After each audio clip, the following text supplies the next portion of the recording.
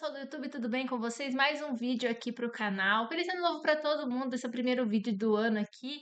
E hoje a gente vai falar sobre os dividendos de dezembro, um pouquinho atrasado do que eu costumo trazer aqui para vocês, mas foi o dia que eu tive aqui para gravar e eu não quero deixar vocês sem atualização. Então vamos lá para o vídeo que eu quero logo mostrar para vocês o resultado desse mês de dezembro, quanto a carteira rendeu e também vou trazer muito mais vídeo aqui para vocês essa semana sobre o que eu tô aportando, né? Novo ativo na carteira do canal, tem muita novidade aí que eu vou contar para vocês, tá bom? Mas vamos lá então mostrar a carteira aqui, que eu tenho certeza que vocês estão ansiosos. Se você gosta desse tipo de vídeo, não esquece, se inscreve, deixa seu like e também aciona o sininho de notificações para não perder nenhum vídeo. E vamos lá pro conteúdo. Então, uma carteira aqui aberta já no site do Investidor 10. Hoje o patrimônio já está um pouquinho mais elevado do que o último vídeo que eu fiz, porque eu continuei fazendo alguns aportes, mesmo sem gravar aqui para vocês.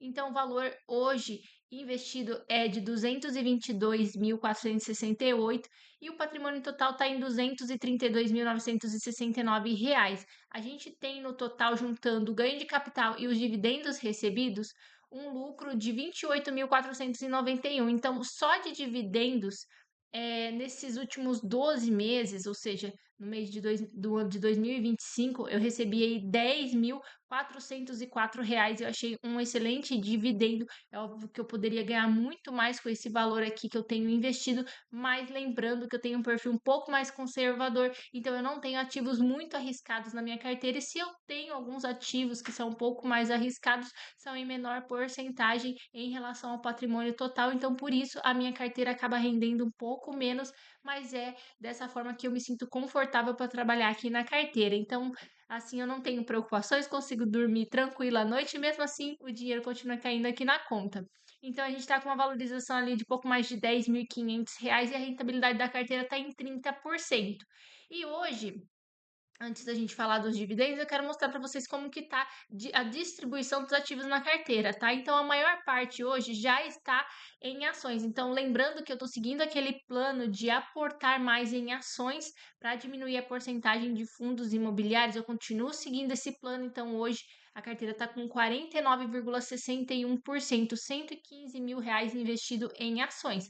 Depois a gente tem aqui do outro lado um pouco menos, 39% ali um quebradinho em fundos imobiliários, cerca de 91.945. Logo depois a gente tem aqui o ETF internacional com 4,78. Depois tem um pouquinho aqui de Tesouro Direto, 4,31%. E também a gente tem aqui criptomoedas com. É que é tão pequenininho aqui, quase não dá para ver. 1,47, tá bom? E aí, lembrando para vocês, as opções aqui da carteira em relação a ativos continuam na mesma. Eu coloquei sim um novo ativo na carteira, mas eu não vou mostrar nesse vídeo, eu vou fazer um vídeo exclusivo só para mostrar isso para vocês depois. Então, aqui em ações a gente continua com 7 ativos, então tem BB Seguridade aumentando a posição, eu estou com 1.050 ações, depois BB Banco do Brasil com 1.558, Caixa Seguridade com 920, Vale com 154, Sanepar com 685, Itaúsa com 475 e por último a Taesa com 333. Lembrando, né, que agora a bolsa continua em alta e a gente está pouco mais ali de 161 mil pontos no dia que eu gravo hoje para vocês, que é dia 6/1. E agora tá tudo um pouco mais caro, né? Quando o pessoal falava, a bolsa tá barata, a gente vê que realmente a bolsa estava barata, né? Não quer dizer que não vai ter oscilações, principalmente lembrando que esse ano é um ano de eleição, né? Um ano de muitas coisas que estão acontecendo. Então, provavelmente, quem tem um caixa aí ou pretende, né, segurar um pouco o aporte para tentar alcançar algumas oportunidades, eu acredito que esse ano vai ter sim, tá? Depois a gente tem aqui a carteira de fundos imobiliários com 10 ativos, não modifiquei ela, então eu continuo tendo aqui alguns fundos de papéis, eu tenho 3 KNSC, VGIR e o MXFR RF11. Depois eu tenho os fundos de tijolos, que é a maior porcentagem da carteira. Vocês conseguem ver que até nos fundos de papéis aqui eu tenho pouco valor investido, eu devo aumentar mais ao longo do ano, mas por enquanto eu tenho pouco mais aqui, quase que nem dá 10 mil quase reais aqui em fundos de papéis. Depois a gente tem todos os fundos de tijolos, eu tenho HGLG, tenho KNRI, a LZR, XP, LG11, HGBS11, o XPML, o VISC e esses são os fundos de tijolos que eu tenho, e a maior posição hoje está em HGLG. Lembrando que alguns fundos aqui ainda não estão no seu P sobre VP justo, então alguns ainda estão descontados, outros já conseguiram chegar aqui, como o XPML e também o ALZR, então provavelmente com a queda da Selic, esses ativos aqui devem subir e começar a elevar esse P sobre VP. Então, quem comprou aí com preço descontado provavelmente vai ver essa carteira de fundos imobiliários finalmente valorizar depois de pelo menos aí 2 anos, né, de crise dos fundos imobiliários. E depois a gente tem aqui também criptomoeda, tá? Eu tenho aqui Bitcoin só e eu tenho investido aqui cerca de R$ 3.429, tá bom? Depois, a gente tem aqui de ETF internacional, que é o VOO. Eu tenho aqui cerca de R$ 11.137 investidos, na valorização de 18%. E por último aqui a renda fixa, que é IPCA 2045, 2040 e o pré-fixado 2032, também ali cerca de 10 mil investido. Então agora vamos lá que eu quero mostrar para vocês um pouco sobre os proventos, tá? Então vamos falar aqui, deixa eu só selecionar. Os proventos já está selecionado, na verdade, dos últimos 12 meses. Então, se a gente olhar aqui, no mês de janeiro eu recebi R$ 612. Depois a gente recebeu 533. Em março foi 1.189, foi um dos recordes que eu tive na carteira do canal. Acho que foi a primeira vez que eu ganhei mil e poucos reais de dividendos. Depois, no mês de abril, 594. Lembrando que esses meses aqui, que tem um valor menor, é porque somente eu tive o pagamento dos fundos imobiliários, como vocês conseguem ver aqui, tá vendo? Ó, 594 e aqui ele mostra todos os ativos que me pagaram. Então, quando eu tenho um pagamento extraordinário, que eu falo que é acima desse valor aqui, é que geralmente as ações também pagaram junto, então, junto as duas rendas acaba dando um dividendo maior.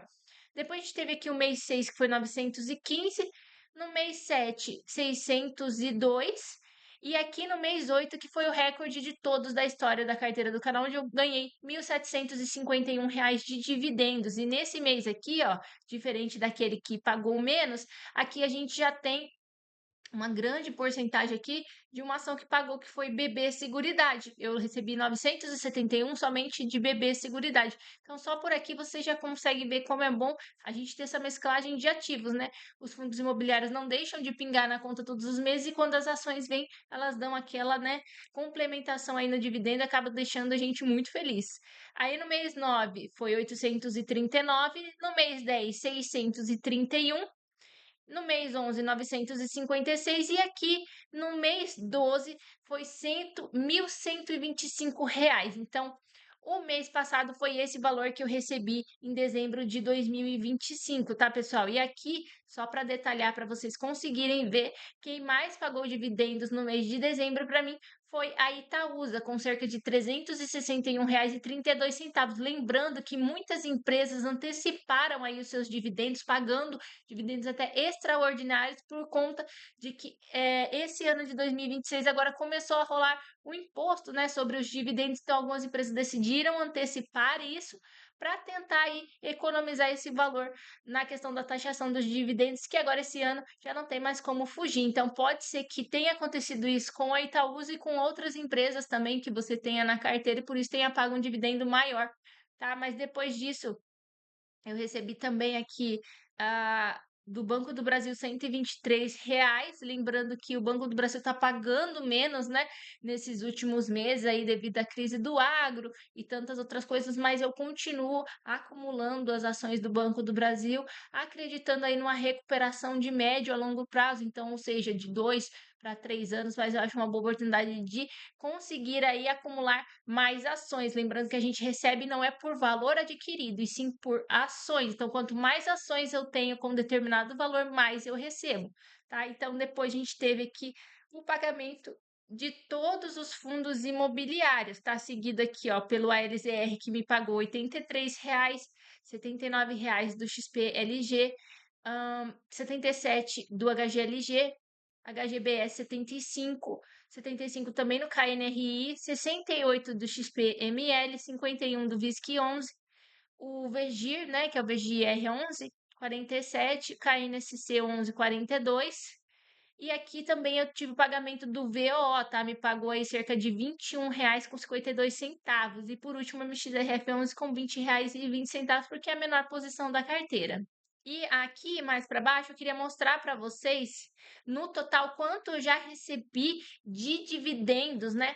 Pessoal, esse foi o vídeo aqui dos dividendos aí do mês de dezembro. Espero que vocês tenham gostado do vídeo. Tentei trazer o máximo de informações possíveis.